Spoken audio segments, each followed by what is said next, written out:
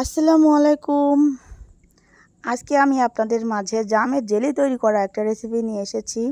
গাছে অনেক জাম পেকে গিয়েছে, একসঙ্গে এত জাম খাওয়া তো সম্ভব না, তাই ভাবলাম কিছু কিছু রেসিপি তৈরি করে রাখি যাতে পরে বাচ্চাদের কাজে লাগবে কিংবা বাচ্চাদের খাওয়াইতে পারবো। একসঙ্গে এত জাম তো খেয়ে শেষ করা পসিবল না, যেহেতু গাছে একসঙ্গে অনেক জাম হয়। আর আপনারা সবাই জানেন জামগুলো পেকে পেকে যায় একেবারেই, মানে একসঙ্গে সব জামই পেকে যায়। তো যাই হোক, সবাই মিলে খেয়ে দিয়ে যা শেষ করতে পারি নাই, আমি কিছুটা জাম রেখে দিয়েছি যে আমি একটা জেলি তৈরি করব, তা ভাবলাম আপনাদের সবার সঙ্গে শেয়ার করি। যাই হোক, আমি কিছু না ভেবেই চলে আসলাম 2 বাটি জাম নিয়ে। দেখেছেন আপনারা, জাম 2টা বাটিতে রেখেছি, একেবারে মেপে রেখেছি। 2টা বাটিতে সমান পরিমাণের জাম নিয়েছি এবং 1 বাটি চিনি নিয়েছি আমি, আর আধা কেজি পানি নিয়েছি। পানিটা প্রথমে বলক আসলে আমি তার ভিতরে জামগুলো দিয়ে দিয়েছি। জামগুলো সেদ্ধ হয়ে আসলে সে জাম থেকে আমি জামের রসটা সেকনির সাহায্যে সেকে নিয়েছি।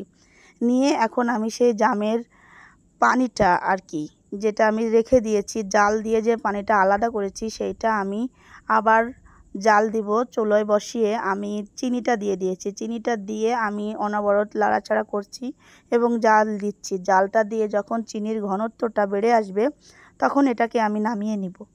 যাই হোক, আমার জামের জেলি অলরেডি তৈরি হয়েছে। আমি কিন্তু এতে কোনো ফ্রুট কালার ব্যবহার করি নাই, পুরোটাই জামের কালার, যেহেতু একেবারে পিওর জাম, গাছের বাড়ির গাছের জাম, তো ভাবলাম একটু জেলি করে রাখি, তা আপনাদের সঙ্গে শেয়ার করছি। যাই হোক, কিছু মনে করবেন না, আপনারা আমার সঙ্গে থাকুন, দেখুন আমি কি করে জেলিটা তৈরি করি।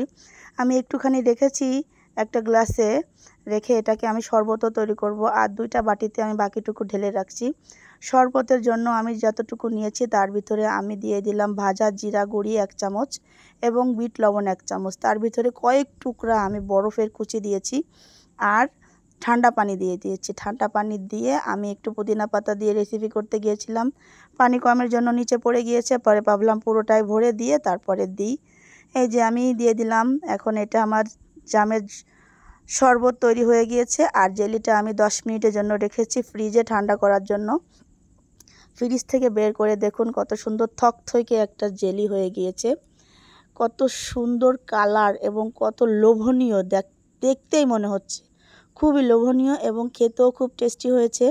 আমি এখন আপনাদের সঙ্গে শেয়ার করি। দেখুন, আমি রুটিতে জেলিটা ব্যবহার করে আপনাদের দেখাচ্ছি যে কত সুন্দর একটা কালার এবং কত বিউটিফুল লাগছে দেখতে, দেখেই মনে হচ্ছে যে খেয়ে নিই।